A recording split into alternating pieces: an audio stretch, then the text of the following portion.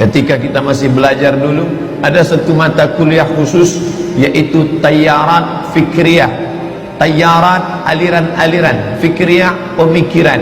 Ada aliran sekuler, ada aliran liberal, ada aliran sosialisme, ada aliran komunis, dan ada satu aliran khusus yang dikaji selama satu semester, yaitu aliran yang disebut dengan Sahyuniyah atau Zionis. Mereka bukan sekedar agama, tapi juga dia adalah politik.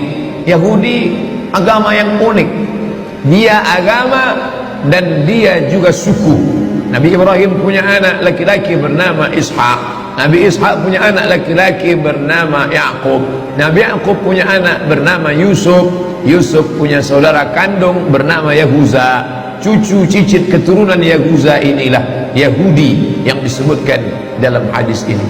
Lalu kemudian cucu cicitnya ini berkembang biak sampailah hari ini, dan mereka menjadi satu suku besar, dan mereka tidak ada Yahudisasi. Kalau Kristen ada Kristenisasi, yang non-Kristen diajak masuk ke dalam agama Kristen, tapi Yahudisasi tidak terjadi, karena Yahudi tidak menerima orang selain Yahudi.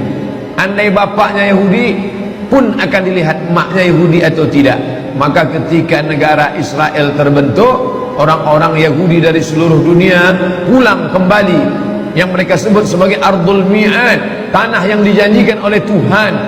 Lalu kemudian mereka periksa satu persatu, berapa banyak Yahudi menikah dengan orang Rusia, berapa banyak Yahudi menikah dengan orang Eropa. Maka anaknya tidak diakui karena ibunya bukan Yahudi. Dan ada satu lagi Yahudi di Afrika, ramai-ramai Yahudi Afrika datang, ini pun tidak diakui karena Yahudi putih, tiba-tiba ada Yahudi hitam.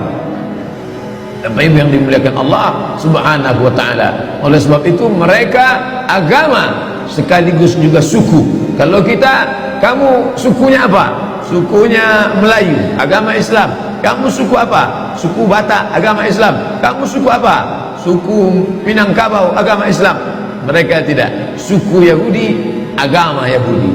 Lalu kemudian suku dan agama ini berpikir tentang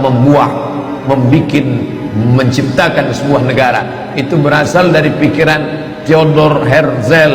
Theodor Herzl, seorang wartawan Yahudi, berpikir ketika dia melihat ada negara besar, negara itu bernama Serbia, yang pernah membantai umat Islam di Bosnia atas nama Slobodan Milosevic. Negara Eropa, negara Rusia yang besar waktu itu bernama Serbia. Maka Theodor Herzl berpikir, kalau Serbia punya negara, mengapa kita orang Yahudi tidak punya negara? Maka dia kumpulkan orang-orang Yahudi dari seluruh dunia, maka mereka pun berkumpul. Inilah cikal bakal Zionis yang ingin mendirikan sebuah negara.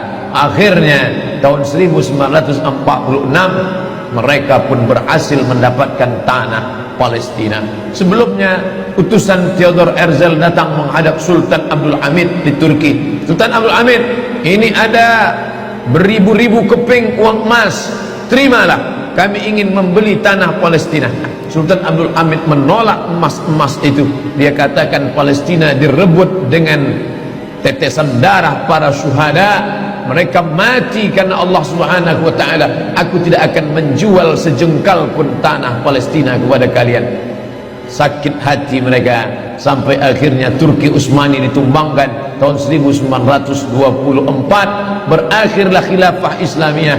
Maka dengan itu muluslah perjalanan Yahudi. 1924 Turki Utsmani tumbang. 1946 umat Islam terpecah-pecah. Belanda menjajah Indonesia, Inggris menjajah Malaysia, Brunei Darussalam, Singapura, Prancis menjajah Mesir, Libya, Tunisia, Aljazair, lalu kemudian Itali menjajah Libya. Mereka bagi-bagi negeri Islam seperti roti yang dipecah-pecah, persis seperti yang dikatakan Nabi SAW. Kalian nanti di akhir zaman akan diperebutkan, ditarik, menarik, satu menarik kepalanya seperti makanan ala qas'atiha, akalatun makanan ala qas'atiha, di atas piring yang besar. Ada yang menarik kakinya, ada yang menarik kepalanya. aqillatun nahnu yawma idzin ya Rasulullah, mereka merebut kami, apakah kami waktu itu sedikit ya Rasulullah? Kata Nabi, tidak, bal antum katsirun, kalian ramai, kalian banyak, lakinnakum ghusaun ka ghusais sail, tapi kalian seperti buih di tengah lautan, dipukul ombak, dihempas gelombang. Kalian tak punya kepemimpinan karena Turki Utsmani sudah tumbang, tak lagi punya panutan. Apa yang dikatakan itu terwujud 1946, maka kebetulan Palestina dipegang oleh Inggris. Inggrislah yang memikul dosa terbesar. Bagaimana Palestina bisa jatuh ke tangan Israel, laknatullah alaihim. Lalu kemudian Palestina bulat-bulat diserahkan oleh Inggris.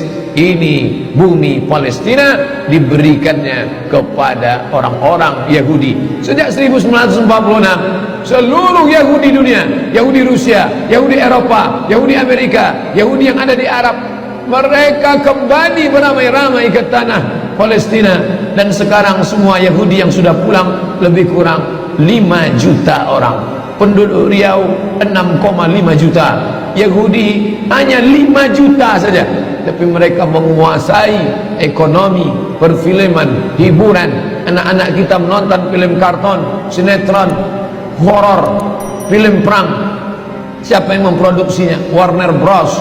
Warner Bros Yahudi. Steven Spielberg Yahudi, yang mengobok-obok ekonomi umat Islam. Ketika dia lihat ini perlu dihancurkan, ini perlu diangkat, ini perlu dijempaskan, ini perlu. Siapa lagi kalau bukan George Soros? George Soros pun Yahudi. Maka semua presiden-presiden Amerika itu akan naik atas lobby-lobby Yahudi. Syekh Ali Jarisah, Syekh Dr. Ali Jarisah, dosen Universitas Madinah Islamiyah, Al-Jami'ah Al-Islamiyah bil Madinah Al-Munawwarah, Universitas Islam Madinah, tahun 70-an sudah menulis dalam bukunya bahwa pegawai-pegawai yang ada di PBB, United Nations, Al-Ummamul Muttahidah, itu sebagian besarnya adalah Yahudi. Oleh sebab itu ketika umat Islam yang tertindas, mereka diam seakan-akan tak terjadi apa-apa. Tapi kalau kaum minoritas lain yang tertindas, mereka menyuarakan harus merdeka, harus bebas dari penjajahan, harus dilepaskan.